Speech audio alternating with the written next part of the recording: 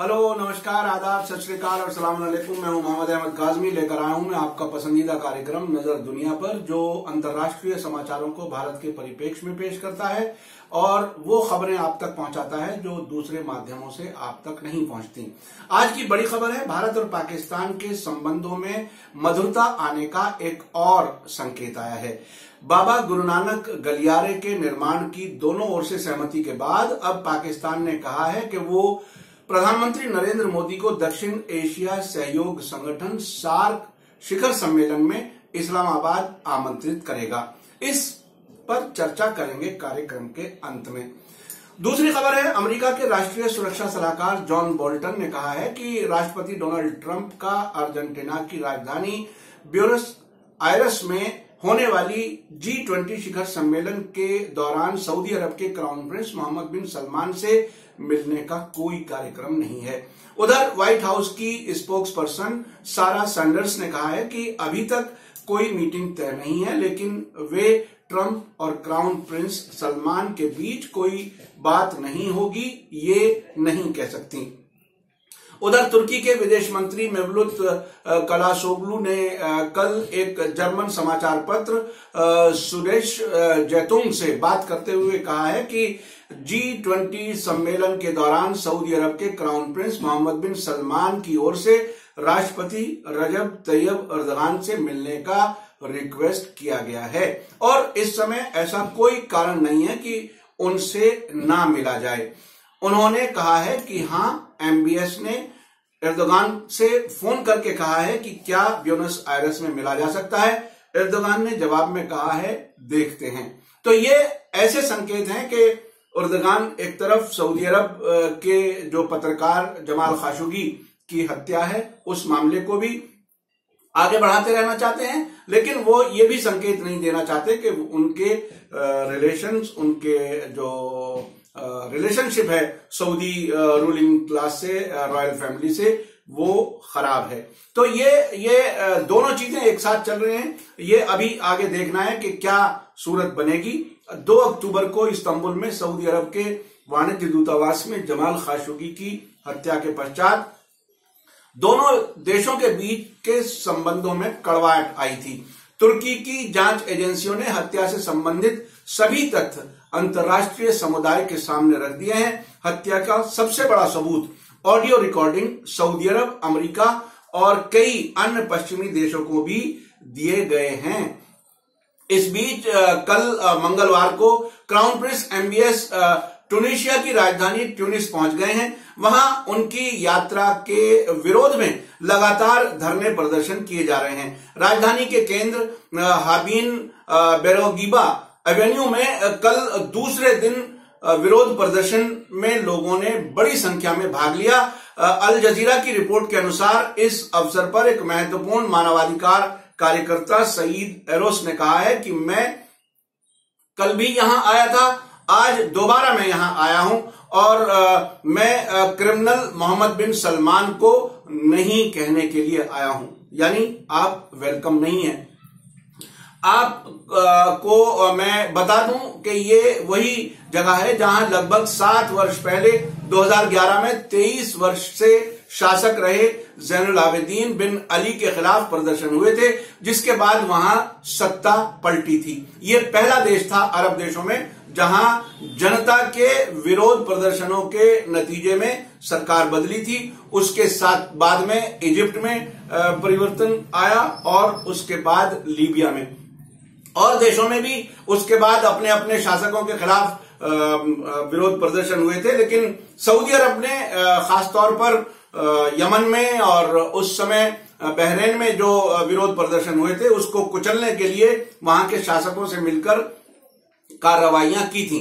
अब ये जो एरोस हैं उन्होंने ये भी कहा है कि हम ये कहने आए हैं कि ट्यूनीशिया की संप्रभुता यानी सॉवरेंटी बिक्री के लिए अवेलेबल नहीं है। हमें तुम्हारे तेल के बैरल या पेट्रो डॉलर नहीं चाहिए। ट्यूनीशिया के स्वतंत्र लोग बिकने के लिए तैयार नहीं हैं। तो आपने ये महसूस किया कि ये ट्यूनीशिया, सिर्फ ट्यूनीशिया ऐसा देश है जिन 4 देशों में क्राउन प्रिंस ने ये जो पहली यात्रा जमाल खाशोगी की हत्या के बाद में की है, बहरीन और यूएई और उसके बाद मिस्र और टुनीशिया, तो टुनीशिया ही केवल ऐसा देश है जहां जनता की सतह पर वहां विरोध हुआ है। एमबीएस को वेलकम ना करने की बात कही है, उन्होंने अपनी सरकार पर भी दबाव डाला था। इसमें कई पत्रकारों के संगठन और राजनीतिक लोग भी शामिल हैं इस विरोध प्रदर्शन में। प्रदर्शनकारियों ने सऊदी अरब की ओर से यमन पर थोपे गए युद्ध की भी निंदा की है। कुछ प्रदर्शनकारियों का कहना था कि इस समय टुनीशिया साफ सुथरा है, अगर तुम्हारे हाथ में खून लगा है तो टुनीशिया मत आओ। ये इतनी बड़ी बात है, उसके बावजूद टुनीशिया पहुंचे हैं मोहम्मद बिन सलमान और वहां की सरकार से उन्होंने अपनी बातचीत आगे बढ़ाई है। इससे पहले खाशोगी की हत्या के आरोप के बीच एमबीएस ने संयुक्त अरब अमारात, बहरीन और मिस्र का दौरा किया है। टुनीशिया के बाद वो अर्जेंटीना की राजधानी ब्यूनस आयर्स जाएंगे, जहां 29 नवंबर से 1 दिसंबर तक G20 देशों का शिखर सम्मेलन हो रहा है। वहां डोनाल्ड ट्रंप भी होंगे, तुर्की के राष्ट्रपति रजब तैयब एर्दोगान भी होंगे और भी बहुत से देशों के नेता होंगे। ये पहला ऐसा अवसर होगा जब जमाल खाशोगी की हत्या के बाद में एमबीएस किसी अंतर्राष्ट्रीय पटल पर नजर आएंगे। एक और खबर है कि सऊदी अरब और मिस्र ने संयुक्त बयान दिया है। उसमें कहा है कि कतर के खिलाफ जो नाकाबंदी है वो अगले फैसले तक जारी रखी जाएगी।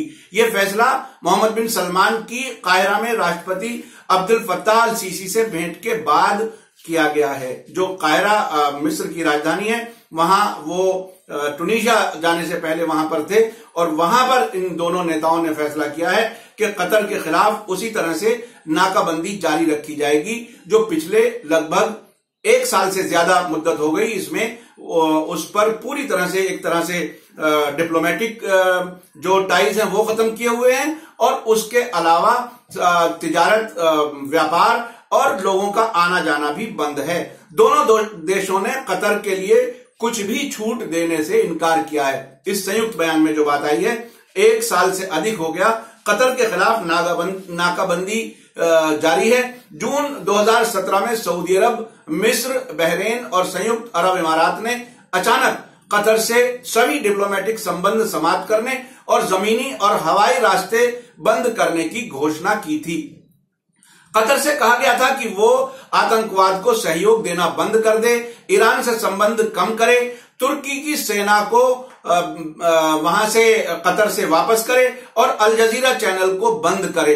कतर ने इसे आंतरिक मामलों और संप्रभुता पर हमला बताया था। कतर ने इस बात के लिए बार बार कहा है कि हम किसी आतंकी गुट को सहायता नहीं देते, ईरान से उनके रिलेशंस अच्छे हैं।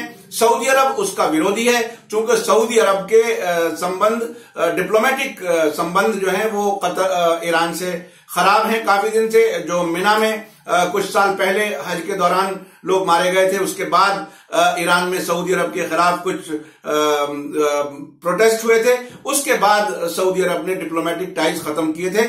अब बहुत लो लेवल पर दोनों कंट्रीज के, दोनों मुल्कों के रिलेशंस हैं।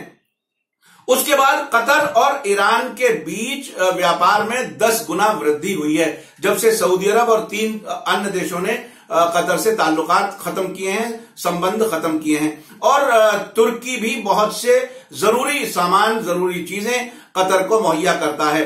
तो ये एक ऐसी सूरत हाल है जिसमें टकराव बार बार बन रहा है। एक तरफ कतर को कहा जा रहा है कि वो प्रो ईरान है या प्रो हमास है, या ब्रदरहुड का भी एक तरह से उस पर आरोप लगाया जाता है कि मुस्लिम ब्रदरहुड जो मिस्र में है, उसके अलावा कुछ और अरब देशों में भी है, उनको भी सहयोग की बात कही गई है, कही जाती रही है कतर के खिलाफ। और कतर ने ना तो अल जजीरा चैनल बंद किया, ना ही तुर्की की फौजें वहां से वापस करने के लिए वो तैयार हुआ, ना ही उसने किसी भी तरह से कंप्रोमाइज, अपनी सॉवरेंटी पर कोई कंप्रोमाइज नहीं किया। अब हम अंत में चर्चा करते हैं उस पहली खबर पर जिसमें मैंने बताया था कि दक्षिण एशिया में शांति के लिए एक बड़ी पहल हुई है। बाबा गुरु नानक गलियारे के निर्माण की दोनों ओर से, यानी पाकिस्तान और भारत की ओर से सहमति के बाद अब पाकिस्तान ने कहा है कि वो प्रधानमंत्री नरेंद्र मोदी को दक्षिण एशिया सहयोग संगठन सार्क शिखर सम्मेलन में आमंत्रित करेगा। कल मंगलवार को पाकिस्तान के विदेश मंत्रालय के प्रवक्ता यानी स्पोक्समैन मोहम्मद फैसल ने इस्लामाबाद में कश्मीर कॉन्फ्रेंस को संबोधित करते हुए कहा कि प्रधानमंत्री इमरान खान ने सरकार बनाने के तुरंत बाद राष्ट्र को जो संबोधित किया था, जो उन्होंने स्पीच दी थी, उसमें कहा था कि अगर भारत एक कदम आगे बढ़ाएगा तो पाकिस्तान 2 कदम आगे बढ़ाने के लिए तैयार है। इसके अलावा उन्होंने ये भी कहा कि इमरान खान ने भारत के प्रधानमंत्री नरेंद्र मोदी के पत्र के जवाब में दोनों देशों के बीच सभी बाकी समस्याओं के हल के लिए खुलेपन के साथ भारत से बातचीत करने की इच्छा जताई थी। विदेश मंत्रालय के तर्जुमान मोहम्मद फैसल ने कहा कि हमने भारत से युद्ध लड़ा है, संबंध तुरंत ठीक नहीं हो सकते। यानी उन्होंने कहा कि अचानक ओवरनाइट ये संबंध जो है वो नॉर्मल नहीं हो सकते, लेकिन प्रयास किया जाना चाहिए। उन्होंने कहा कि करतारपुर गलियारे से जिससे सिख समुदाय के लोग बिना वीजा के पाकिस्तान में अपने धार्मिक स्थल पर आ सकेंगे, बुधवार को यानी आज काम शुरू हो जाएगा, जिसे 6 महीने में पूरा कर लिया जाएगा। आपको मैं बता दूं कि इमरान खान प्रधानमंत्री वहां के, वो खुद करतारपुर में जाकर के उस गलियारे का निर्माण का कार्य आज शुरू कर रहे हैं। मोहम्मद फैसल के अनुसार इस सदी में डिप्लोमेसी पूरी तरह से बदल गई है। अब नीतियां नागरिकों की इच्छाओं और भावनाओं के अनुरूप बनाई जाती हैं, यानी लोगों की इमोशंस और उनकी जो ख्वाहिशात हैं उसके अकॉर्डिंग ही पॉलिसी बनाई जाती है। उन्होंने कहा कि करतारपुर गलियारे पर सहमति पाकिस्तान की एक बड़ी कामयाबी है। उन्होंने ये भी कहा कि करतारपुर के उद्घाटन समारोह में भारतीय पत्रकारों को भी आमंत्रित किया गया है और हमें कोई भी तथ्य, कोई भी फैक्ट छुपाना नहीं है। मैं आपको बता दूं कि अगस्त में जब इमरान खान की का जो ओथ टेकिंग सेरेमनी थी, उसमें भारत के पंजाब की सरकार, जो कांग्रेस की सरकार है, उसमें मंत्री नवजोत सिद्धू पाकिस्तान गए थे और उस समय वहां के जो सेना प्रमुख हैं कमर बाजवा, उन्होंने इस गलियारे के शुरू करने की बात की थी, लेकिन साथ में ये कहा था कि ये डिपेंड करेगा कि भारत की तरफ से कैसा रिएक्शन आता है। अब भारत ने चूंकि तय कर लिया, यहां मंत्रिमंडल ने 4 दिन पहले मंत्रिमंडल ने यह तय किया था कि गलियारा बनना चाहिए। उसके तुरंत बाद हमारे उपराष्ट्रपति वेंकैया नायडू जी ने जाकर के गुरदासपुर में ये इनॉग्रेशन किया था वहां के काम का, और आज पाकिस्तान की तरफ से भी हो रहा है। तो ये दोनों देशों के संबंधों में बेहतरी का एक रास्ता बन रहा है। याद रहे कि 2016 में इस्लामाबाद में सार्क शिखर सम्मेलन होना था। उस समय जम्मू कश्मीर के उड़ी में सैनिक कैंप पर आतंकवादी हमले के कारण प्रधानमंत्री नरेंद्र मोदी ने सम्मेलन में भाग लेने से इनकार कर दिया था। इसके पश्चात अफगानिस्तान, बांग्लादेश और भूटान ने भी शिखर सम्मेलन में शामिल होने से मना कर दिया था। इसलिए सार्क शिखर सम्मेलन उस समय 2016 में नहीं हो सका था। मालदीव और श्रीलंका भी दक्षिण एशियाई सहयोग संगठन के सदस्य हैं। सार्क शिखर सम्मेलन हर 2 वर्ष में एक बार किसी एक सदस्य देश की राजधानी में अंग्रेजी अक्षरों के सीक्वेंस के अनुसार होता है। भारत के भाग न लेने के कारण इस्लामाबाद में 2016 में शिखर सम्मेलन नहीं हुआ। अब बाबा नानक देव गलियारे पर बनी सहमति के बाद पाकिस्तान ने स्थिति सकारात्मक देखते हुए सार्क शिखर सम्मेलन में नरेंद्र मोदी को इनवाइट करने की, आमंत्रित करने की बात कही है। अभी पाकिस्तान ने सार्क शिखर सम्मेलन के कार्यक्रम की घोषणा नहीं की है। ये नहीं बताया कि किन तारीखों में होना है। आमतौर पर इस तरह के जो सम्मेलन होते हैं अंतर्राष्ट्रीय, उनमें डिप्लोमेटिक लेवल पर एम्बेसियां, जो एक दूसरे कंट्रीज में हाई कमीशन होते हैं, वो आपस में तालमेल करके तारीखें तय करते हैं ताकि सभी नेता एक तारीख में एक जगह इकट्ठे हो सकें। 2014 में सार्क शिखर सम्मेलन नेपाल की राजधानी काठमांडू में हुआ था, जिसमें प्रधानमंत्री नरेंद्र मोदी ने भाग लिया था। तो ये मैं इसी के साथ इस कार्यक्रम को समाप्त करने से पहले आपको मैं एक बार फिर बताऊं कि हमारे प्रोग्राम को, हमारे कार्यक्रम को फेसबुक, ट्विटर और इंस्टाग्राम पर भी फॉलो कर सकते हैं। और अगर आप में से किसी ने अभी तक सब्सक्राइब ना किया हो तो media star world YouTube channel को सब्सक्राइब करें। लाल रंग का सब्सक्राइब लिखा होता है, उसके बाद एक घंटी नजर आती है, उसको भी क्लिक करें ताकि आपको नई वीडियो की तुरंत सूचना मिल जाए। इसी के साथ लेता हूं मैं इजाजत। धन्यवाद, शुक्रिया, जय भारत, जय हिंद।